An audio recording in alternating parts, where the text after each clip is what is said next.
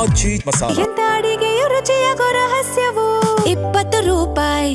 ಈಗ ಸರ್ಕಾರ ಕೆಲಸ ಮಾಡಬೇಕಾದ್ರೆ ಅದಕ್ಕೆ ಬೆಂಬಲ ಕೊಟ್ಟಿದ್ದಾಗ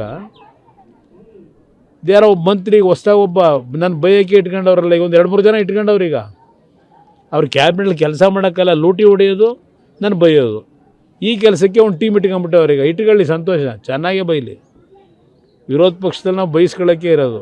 ಇಲ್ಲಿ ಅವ್ರಿಗೆ ಹೇಳ್ತಕ್ಕಂಥದ್ದು, ಯಾವ ಒಂದು ಇಲ್ಲೀಗಲ್ಲಾಗಿ ಕಲೆಕ್ಷನ್ ಮಾಡಲಿಕ್ಕೆ ಈ ಸರ್ಕಾರಗಳು ಬಿಟ್ಟವ್ರೆ, ಇವ್ರ ಕೈಲಿ ಆಗಲಿಲ್ಲ. ಅದಕ್ಕೆ ನಾಡಿನ ಜನತೆಗೆ ಹೇಳಿದ್ದೇನೆ, ಟೋಲ್ ಕಟ್ಟಬೇಡಿ.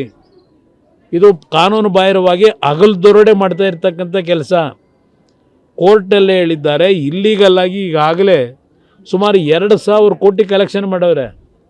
ಆಮೇಲೆ ಅದ್ರ ಬಗ್ಗೆ ನಾನು ಮಾತಾಡೋದಕ್ಕೆ ಟೀಕೆ ಮಾಡೋರಿಗೆ ಹೇಳ್ತೀನಿ, ನಿಮ್ಮ ಜಯಚಂದ್ರ ಅವರ ಗ್ರಂಥ ಬಿಡುಗಡೆ ಮಾಡಿಸಿದ್ರಲ್ಲ 2017ರಲ್ಲಿ, ಸದನ ಸಮಿತಿ ಅಧ್ಯಕ್ಷರು ಮಾಡಿ, ಲಾ ಮಿನಿಸ್ಟ್ರು, ಅವ್ರು ಕೊಟ್ಟಿರೋದು ವರದಿ ಸ್ವಲ್ಪ ಓದ್ರಪ್ಪ. ಏಕೆಂದರೆ ದುಡ್ಡು ಹೊಡೆಯೋಕ್ಕೆ ನಿಮಗೆ ಟೈಮ್ ಇಲ್ಲ. ಇವತ್ತು ನಿಮಗೆ ಅದು ಓದೋಕ್ಕೆ ಎಲ್ಲಿ ತಾಳ್ಮೆ ಎಲ್ಲಿದೆ, ಸಮಯ ಎಲ್ಲಿದೆ ನಿಮಗೆ? ಅದನ್ನು ಓದಿ ನಂತರ ದೇವೇಗೌಡರ ಬಗ್ಗೆ ಆಗಲಿ, ನನ್ನ ಬಗ್ಗೆ ಆಗಲಿ, ನನ್ನ ಪಕ್ಷದ ಬಗ್ಗೆ ಆಗಲಿ ಟೀಕೆ ಮಾಡಿ. ಅದು ಹೊರತುಪಡಿಸಿ ಯಾರನ್ನೋ ಮೆಚ್ಚಿಸ್ಕೊಳ್ಳಲಿಕ್ಕೆ ನೀವು ಏನು ಟೀಕೆ ಮಾಡಿದ್ರು ಮುಂದಿನ ಚುನಾವಣೆ ಇದೆಯಲ್ಲ, ಸರ್ವನಾಶ ಆಗೋಯ್ತೀರಿ. ಹುಷಾರು, ಎಚ್ಚರಿಕೆ ನಿಮ್ಗೆ ಹೇಳ್ತಕ್ಕಂಥದ್ದು. ಇಲ್ಲಿ ನಾವು ವಿರೋಧ ಪಕ್ಷದಲ್ಲಿ ಇರೋದು ಇಲ್ಲ, ಸರ್ಕಾರ ನಡೆಸೋದು ಜನಪರವಾದಂಥ ಕಾರ್ಯಕ್ರಮ ಮಾಡಿ ಅಂತ ಹೇಳಿ, ಯೋಜನೆಗಳ ಹೆಸರಿನಲ್ಲಿ ದುಡ್ಡು ಹೊಡೀರಿ ಅಂತ ಅಲ್ಲ. ಈಗ ಸರ್ಕಾರ ಕೆಲಸ ಮಾಡಬೇಕಾದ್ರೆ ಅದಕ್ಕೆ ಬೆಂಬಲ ಕೊಟ್ಟಿದ್ದಾಗ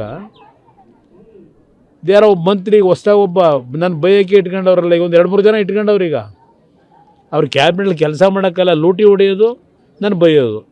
ಈ ಕೆಲಸಕ್ಕೆ ಒಂದು ಟೀಮ್ ಇಟ್ಕೊಂಡ್ಬಿಟ್ಟವ್ರು. ಈಗ ಇಟ್ಕೊಳ್ಳಿ, ಸಂತೋಷ, ಚೆನ್ನಾಗೇ ಬೈಲಿ. ವಿರೋಧ ಪಕ್ಷದಲ್ಲಿ ನಾವು ಬಯಸ್ಕೊಳ್ಳೋಕ್ಕೆ ಇರೋದು. ಇಲ್ಲಿ ಅವ್ರಿಗೆ ಹೇಳ್ತಕ್ಕಂಥದ್ದು, ಯಾವ ಒಂದು ಇಲ್ಲೀಗಲ್ಲಾಗಿ ಕಲೆಕ್ಷನ್ ಮಾಡಲಿಕ್ಕೆ ಈ ಸರ್ಕಾರಗಳು ಬಿಟ್ಟವ್ರೆ, ಇವ್ರ ಕೈಲಿ ಆಗಲಿಲ್ಲ. ಅದಕ್ಕೆ ನಾಡಿನ ಜನತೆಗೆ ಹೇಳಿದ್ದೇನೆ, ಟೋಲ್ ಕಟ್ಟಬೇಡಿ. ಇದು ಕಾನೂನು ಬಾಹಿರವಾಗಿ ಹಗಲು ಮಾಡ್ತಾ ಇರ್ತಕ್ಕಂಥ ಕೆಲಸ. ಕೋರ್ಟಲ್ಲೇ ಹೇಳಿದ್ದಾರೆ, ಇಲ್ಲೀಗಲ್ಲಾಗಿ ಈಗಾಗಲೇ ಸುಮಾರು 2,000 ಕೋಟಿ ಕಲೆಕ್ಷನ್ ಮಾಡವ್ರೆ.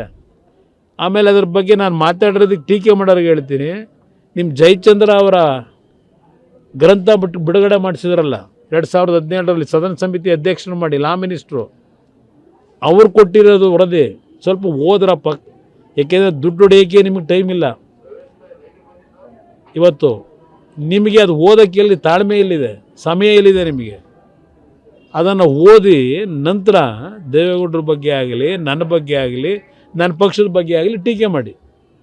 ಅದು ಹೊರತುಪಡಿಸಿ ಯಾರನ್ನೋ ಮೆಚ್ಚಿಸ್ಕೊಳ್ಳಲಿಕ್ಕೆ ನೀವು ಏನು ಟೀಕೆ ಮಾಡಿದ್ರು ಮುಂದಿನ ಚುನಾವಣೆ ಇದೆಯಲ್ಲ, ಸರ್ವನಾಶ ಆಗೋಯ್ತೀರಿ. ಹುಷಾರು, ಎಚ್ಚರಿಕೆ ನಿಮ್ಗೆ ಹೇಳ್ತಕ್ಕಂಥದ್ದು. ಇಲ್ಲಿ ನಾವು ವಿರೋಧ ಪಕ್ಷದಲ್ಲಿ ಇರೋದು ಇಲ್ಲ, ಸರ್ಕಾರ ನಡೆಸೋದು ಜನಪರವಾದಂಥ ಕಾರ್ಯಕ್ರಮ ಮಾಡಿ ಅಂತ ಹೇಳಿ, ಯೋಜನೆಗಳ ಹೆಸರಿನಲ್ಲಿ ದುಡ್ಡು ಹೊಡೀರಿ ಅಂತ ಅಲ್ಲ.